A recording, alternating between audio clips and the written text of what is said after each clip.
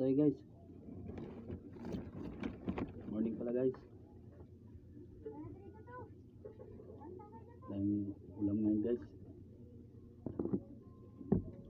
Ito lang muna yung ulam guys.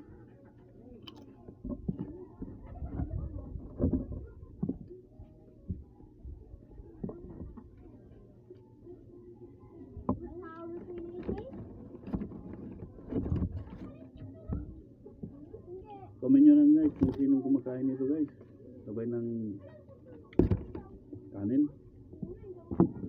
Kasi ako mahilig ako kumain ganito.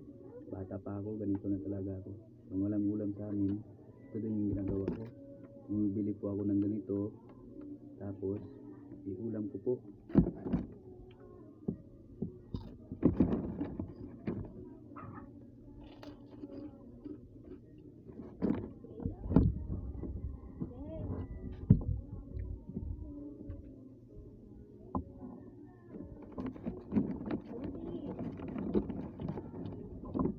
Yun lang po guys. Maraming salamat po.